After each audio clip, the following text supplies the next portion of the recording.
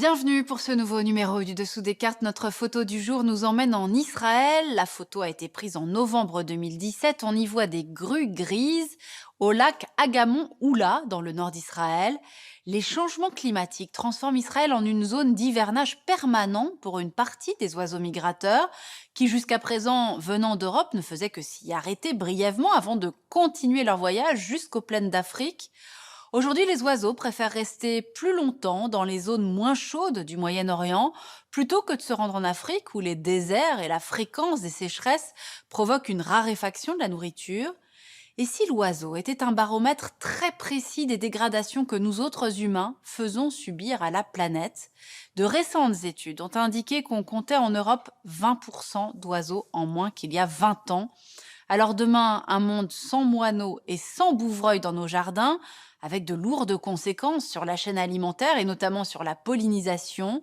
Tout de suite, le dessous des cartes vous embarque dans un tour du monde aérien des nids d'oiseaux et tente aussi de trouver des remèdes. C'est entre les tropiques que se trouvent les régions les plus riches en espèces d'oiseaux, en particulier en Amérique du Sud, aux Caraïbes et en Amérique centrale. Ces trois régions abritent le tiers de toutes les espèces terrestres connues. Voici les pays qui comptent le plus d'espèces d'oiseaux recensées. En première position, vous voyez la Colombie, avec 1878 espèces, puis le Pérou et le Brésil. En quatrième position, on trouve l'Indonésie, puis plus loin derrière, la Chine et l'Inde. Enfin, citons trois pays africains, la République démocratique du Congo, la Tanzanie et le Kenya. À titre de comparaison, la France métropolitaine compte 357 espèces différentes et l'Allemagne 311. Alors regardons maintenant l'évolution de ces populations. Selon l'UICN, l'Union internationale pour la conservation de la nature, 40% des populations d'oiseaux déclinent et 14% des espèces mondiales sont menacées d'extinction. Vous voyez ici, hachuré en rouge, la douzaine de pays où le nombre de ces espèces menacées est le plus élevé. La présence des Philippines et de la Nouvelle-Zélande rappelle la grande fragilité des écosystèmes insulaires. Alors au niveau mondial, quelles sont les principales causes du déclin des oiseaux ? La première raison, c'est l'intensification de l'agriculture, impliquée dans les trois quarts des cas. En France, par exemple, on estime la baisse des populations d'oiseaux des forêts à 3% entre 1989 et 2017, alors que dans les milieux agricoles, elle atteint 33% et même 85% pour le cas spécifique de la perdrix rouge. L'utilisation de plus en plus intensive de pesticides entraîne la raréfaction des plantes sauvages, des insectes ou des vers, autant d'aliments des oiseaux. Cette situation s'étend à toute l'Europe, où le nombre d'oiseaux des milieux agricoles aurait été divisé par 2 ces 30 dernières années. La deuxième cause du déclin, c'est la déforestation, la forêt étant de loin l'habitat privilégié des oiseaux. Prenons le cas du Brésil, le pays au monde qui compte le plus d'espèces menacées, avec 175 espèces sur la liste rouge de l'UICN sur les quelques 1800 présentes dans le pays.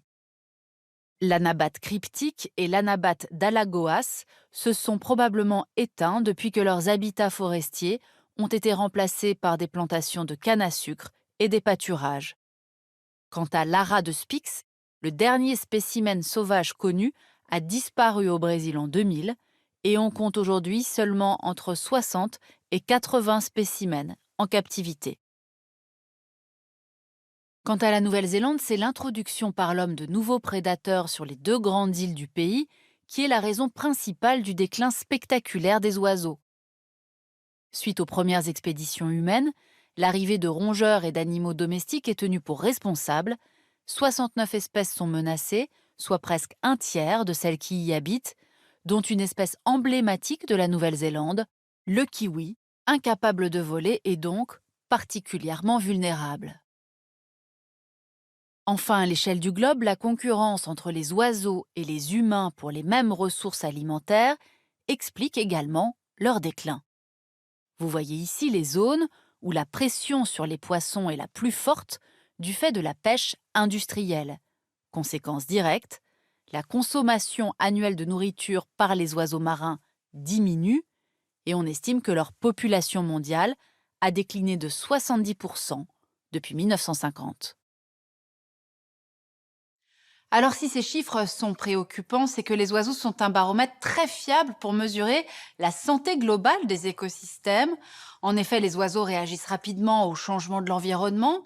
Ils interviennent par ailleurs à tous les niveaux de la chaîne alimentaire. Et surtout, les oiseaux sont depuis toujours un des groupes d'animaux les plus étudiés. Alors comment concrètement surveille-t-on l'évolution des populations aviaires? C'est ce que nous allons voir maintenant. Regardez cette carte du canton de Fribourg en Suisse sur laquelle sont localisés les nids de venturons montagnards. On y voit leur déplacement sur une période de 30 ans vers les hauteurs des montagnes, notamment du fait du réchauffement climatique. C'est grâce aux observations d'ornithologues professionnels et amateurs que ces cartes sont établies et aujourd'hui, grâce à Internet, on peut compiler des informations de terrain recueillies partout dans le monde. Vous voyez ici par exemple la répartition mondiale de l'aigle royal proposée par le site de référence eBird. Les migrations saisonnières des oiseaux sont, elles, documentées par les bagues ou par des puces GPS. Vous voyez ici le parcours d'une sterne arctique suivie par GPS depuis le Groenland où elle se reproduit jusqu'à l'Antarctique où elle continue d'hiverner. La sterne détient le record de la plus longue migration animale jamais enregistrée, 90 000 km parcourus en un an. Autre outil de comptage des oiseaux, l'image satellite. Dans le cas des manchots, dont la silhouette noire se distingue de la glace, ces images ont récemment permis de les dénombrer. On compte 53 colonies en Antarctique pour un total d'environ 600 000 individus. Alors, quelles mesures sont prises pour tenter d'enrayer le déclin des populations aviaires? L'organisation BirdLife cartographie depuis plusieurs décennies les zones importantes pour la conservation des oiseaux partout dans le monde.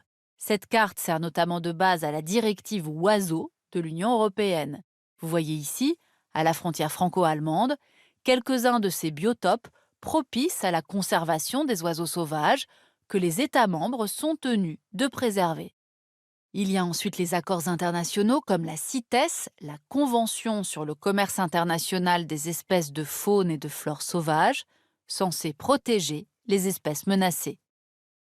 Quasiment tous les pays ont signé cet accord, mais il reste relativement inefficace contre le commerce clandestin. En Indonésie, par exemple, la capture illégale des oiseaux chanteurs, revendus comme oiseaux de cage ou pour les concours de chants d'oiseaux, menace certaines espèces, comme le bulbul à tête jaune, proche de l'extinction. Enfin, des actions locales permettent parfois de sauver des espèces. Ainsi, sur l'île Maurice, le pigeon rose, qui avait vu sa population réduite à une dizaine d'individus dans les années 90, a bénéficié d'un programme de reproduction en captivité et d'une gestion intensive des populations réintroduites. On compte aujourd'hui plusieurs centaines d'individus. Autre exemple, au Canada, à Toronto, lieu de passage d'oiseaux migrateurs où chaque année, plus d'1 million d'entre eux meurent après avoir percuté les gratte-ciel de la ville. Suite aux pressions d'associations, la ville promeut désormais la pose de dispositifs anti-reflets sur les surfaces vitrées des bâtiments et la limitation de la pollution lumineuse qui perturbe l'orientation des oiseaux. Enfin, il arrive que l'interaction entre les humains et les oiseaux, à l'inverse, favorise l'accroissement de certaines populations. Exemple, le pigeon biset, l'oiseau citadin par excellence, qui s'est répandu sur tous les continents en suivant les migrations humaines. C'est une espèce dite commensale, c'est-à-dire qu'elle se nourrit des restes d'aliments d'une autre espèce, en l'occurrence ceux des humains. À Paris, leur population estimée à 80 000 individus reste stable, malgré l'arrivée de nouveaux concurrents, comme les goélands, qui ont fait leur apparition dans la capitale française dans les années 1990, ou la recrudescence des corneilles, qui se sont elles aussi parfaitement adaptées au milieu urbain. Malgré tout, en ville aussi, la population d'oiseaux perd en diversité. Regardez cette carte qui représente la concentration de moineaux dans la capitale française. Depuis 2003, leur population ne cesse de diminuer. Elle s'est réduite des trois quarts en 15 ans. En cause, la rénovation des bâtiments qui élimine les cavités où ces petits oiseaux peuvent nicher. Finalement, c'est donc dans tous les milieux, urbains, agricoles et sauvages, que le monde des oiseaux est perturbé. On l'aura compris, l'évolution du monde aviaire nous dit beaucoup des dégradations environnementales, déforestation, urbanisation, pollution. Nos modes de vie ont un impact direct sur l'habitat des oiseaux et donc sur la baisse de leur population. Savez-vous d'ailleurs quel est aujourd'hui le type d'oiseau le plus répandu au monde? Le Gallus domesticus, c'est-à-dire le poulet. 22,7 milliards de têtes en 2018. Les chercheurs se demandent même si les poulets ne constituent pas la population d'oiseaux la plus nombreuse que l'histoire ait jamais connue. Et au-delà de la disparition des oiseaux, cet atlas de la vie sauvage, comment les nouvelles technologies permettent de suivre et de comprendre les déplacements des animaux, et puis cet ouvrage qui s'intéresse cette fois aux fonctions écologiques des oiseaux, publié aux éditions Quae. Ainsi s'achève ce nouveau numéro du Dessous des cartes. Rendez-vous la semaine prochaine, même endroit, même heure. Et d'ici là, n'oubliez pas notre site internet arte.tv sur lequel vous retrouverez notamment nos experts du Dessous des cartes. À la semaine prochaine.